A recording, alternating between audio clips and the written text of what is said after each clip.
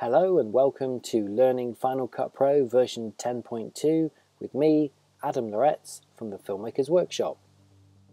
In this episode, we're going to take a tour of Final Cut Pro. Before you import and edit your footage, it's a good idea just to orientate yourself with the workspace of Final Cut Pro, which is divided up into a number of different windows. So let's go through the windows and the workflow.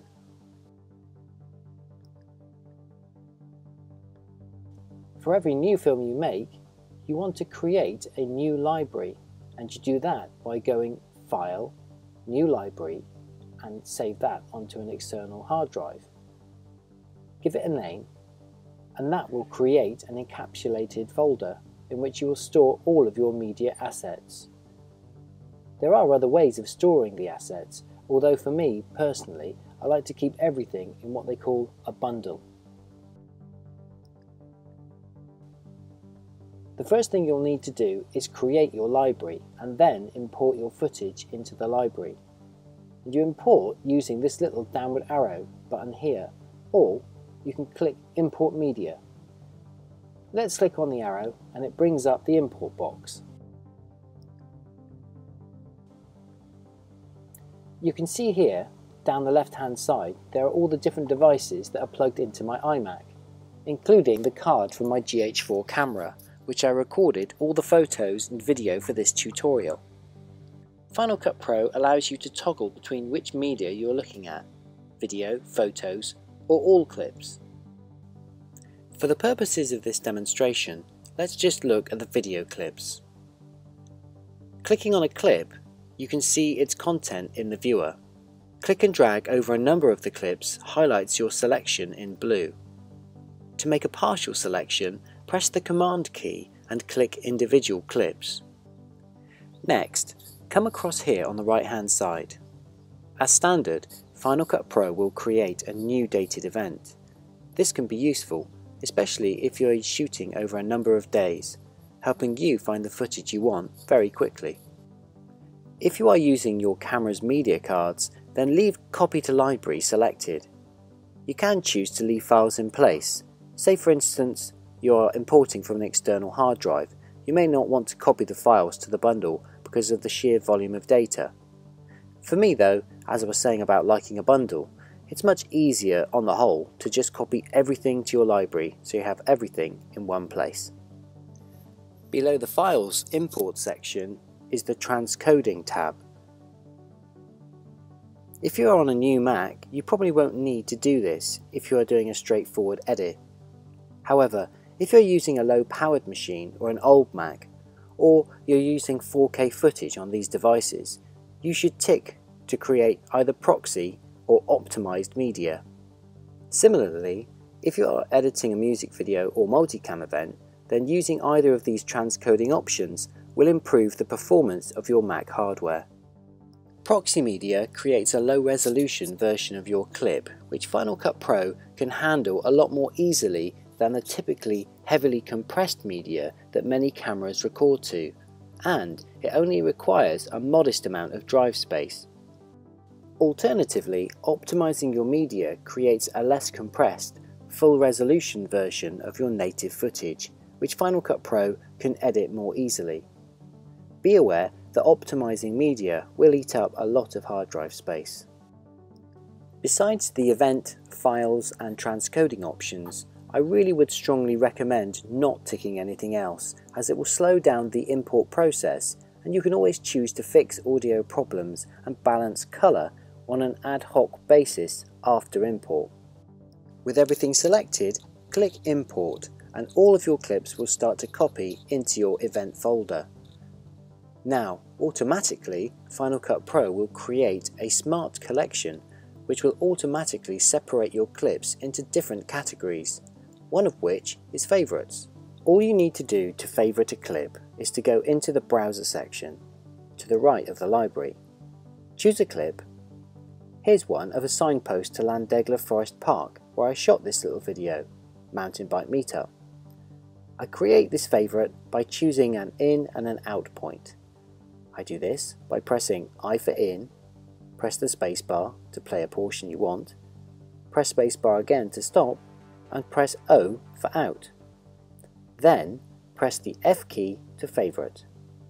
You can just click on an entire clip and favourite the whole thing as opposed to just a region.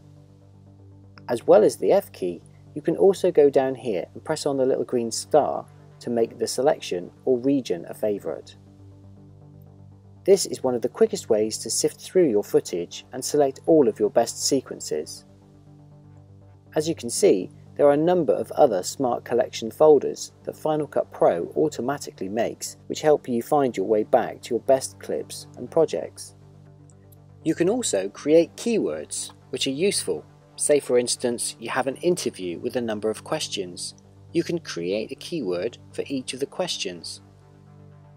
For each of the different keyword selections, just type an identifying keyword to make your selection and click to add it. Here you see me making a keyword collection for woodland. Just make a selection on a clip and click the button next to woodland and boom, it's in the collection.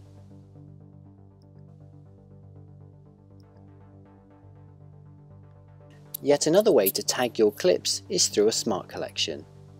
In these collections, you select parameters by which to group your clips. This could be by the type of clip, date or shot type. So that is the primary window where the library and events folders in which your media assets are stored or referenced. In the window to the right of the library is the browser. Here you can look at your clips either in this pane view with the little tiny thumbnails in which you can set your in and out points, or you can view in list view, which creates a single pane. Personally, I like the clip view. Next to that pane is the viewer, and the viewer toggles between the browser and the timeline. So if you're scrubbing here in the browser, showing me that footage, and if I'm down in the main timeline, Final Cut Pro will skim across that footage. There is a secondary event viewer which you can open up. Show Event Viewer, where you can just look at the footage from the browser whilst maintaining the view from the timeline using the main viewer. That can be useful, but to be honest, I rarely use it, especially on projects of less than 5 minutes. Also, unless you're using a large screen or iMac, you'll probably want to keep your workspace as refined as possible with the least number of project panes open at one time. The inspector, which is on the far right, displays the parameters by which you can manipulate your clips both prior to putting them into your timeline or afterwards by adding effects. For instance, under the Audio Parameters tab, you may have recorded dual system sound and need to unlink the stereo track into dual mono prior to dropping your clips into the timeline. It's also very useful to manipulate the equalization of the clip or just to drop out the volume altogether, especially if you're working on B-roll. The inspector pane also works on clips when they are in the timeline. Click on a clip and using the effects browser, add an effect. So literally, if I scrub over the black and white filter, you can preview the effect of what it looks like. Or here, with a sepia filter. Or I can even add an effect such as color correction, which you can fine-tune yourself in the inspector. To action the effects or filters, you can either double-click on them or drag and drop them onto the clip in the timeline. As you can see here, I can go into the inspector and manipulate the sliders for the highlights, midtones, and shadows. I can also press Command 7 to open up the video scopes. That will help to guide you through the color correction process. As you can see on the histogram, the levels of this shot are quite safe, between 0 and 100. In fact, I could push those highlights back up a bit.